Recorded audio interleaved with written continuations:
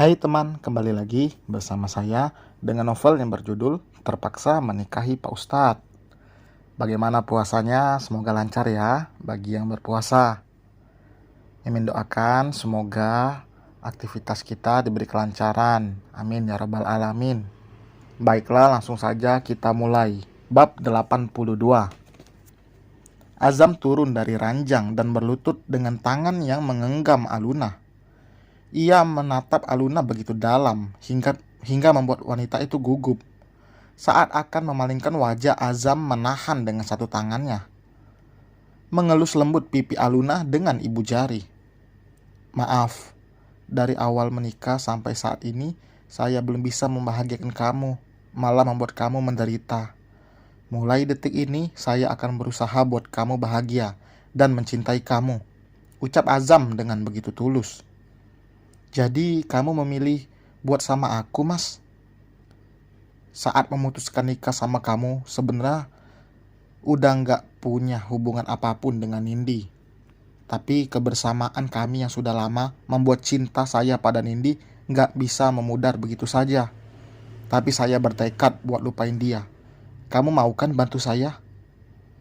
Kita buka lembaran baru, lupakan yang lalu. Saya juga mau punya kehidupan pernikahan yang hangat dan harmonis.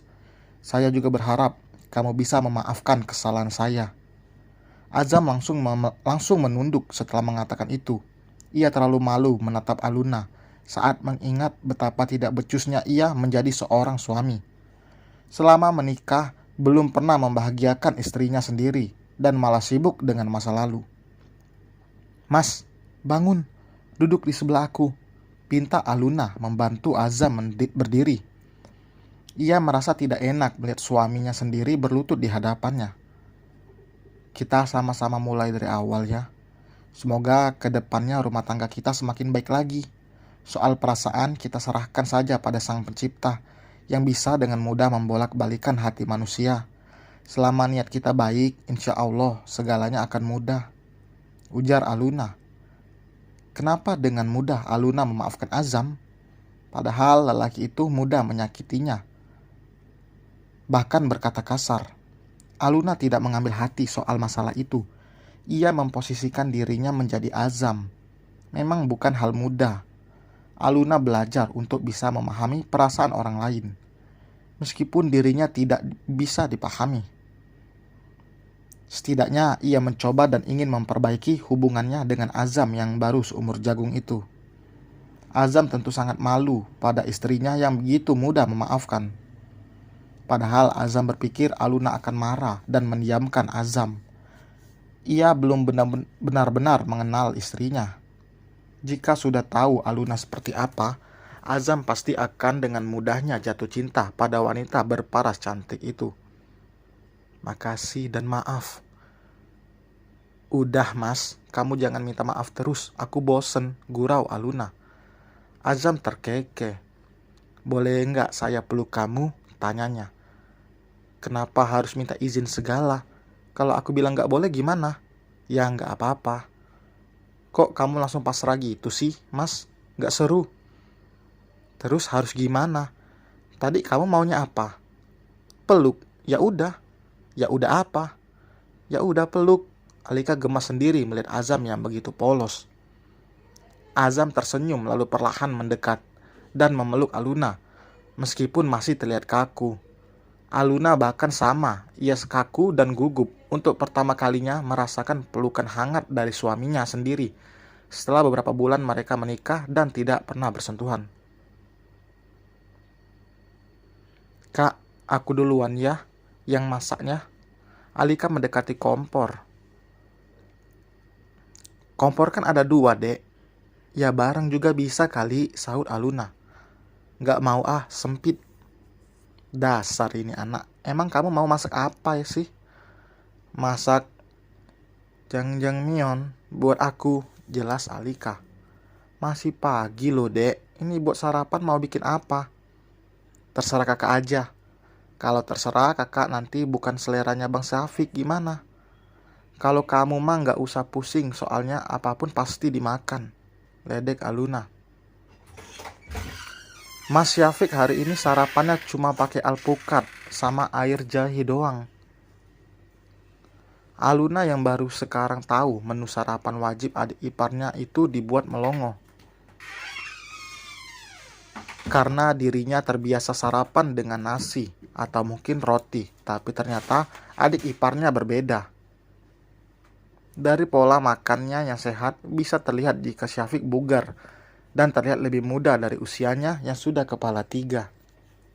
Bahkan jadinya ia malah usianya tidak beda jauh dari sang istri yang bahkan belum menginjak 20 tahun. Makan itu doang, emang bakalan kenyang? Aluna bertanya karena penasaran. Ya nggak tahu, aku nggak pernah coba kok. Kedua wanita itu berkutat di dapur. Sedangkan Syafiq dan Azam menjemur 2 bayi menggemaskan di balkon sambil berbincang ringan. Ada rasa ingin juga memiliki anak dalam hati Azam. Tapi ia masih ragu untuk menyentuh istrinya sendiri. Bukan karena tidak mau, hanya tidak ingin melakukannya saat Aluna belum siap. Meskipun tadi malam mereka sudah sepakat untuk memulai semuanya dari awal dan memperbaiki hubungan mereka, tapi ritual yang harusnya dilakukan 3 bulan lalu itu masih tertunda. Entah kapan akan terlaksana. Aluna juga tidak mungkin menanyakannya secara gamblang pada suaminya kapan ia akan disentuh. Setelah kedua lelaki itu berangkat bekerja, Alika dan Aluna sudah bersiap-siap untuk jalan-jalan.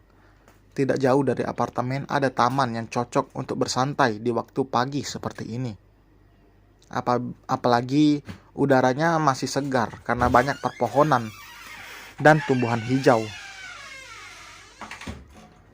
"Kakak kapan pindah ke Jakarta?" tanya Alika tiba-tiba sambil membenarkan letak kupluk Safa yang sedikit miring. "Belum tahu juga, Mas Azam belum bilang kapan pastinya. Semoga saja dalam waktu dekat ini kakak juga nggak tega biarin ibu sendirian di rumah," jelas Aluna. "Nanti kakak tinggal sama ibu kan?" Aluna menggelengkan kepalanya. "Belum tahu, kakak belum ngomongin masalah ini sama Mas Azam." "Aku juga kalau bisa pindah rumah yang dekat ibu aja, tapi nggak bisa karena Mas Syafiq nanti kerjanya kejauhan. Masalahnya kami juga udah punya rumah di sana." Setiap anak pasti tidak ingin berjauhan dari orang tuanya, termasuk Alika dan Aluna. Apalagi ibu mereka hanya tinggal seorang diri. "Nanti deh coba kakak obrolin sama Mas Azam.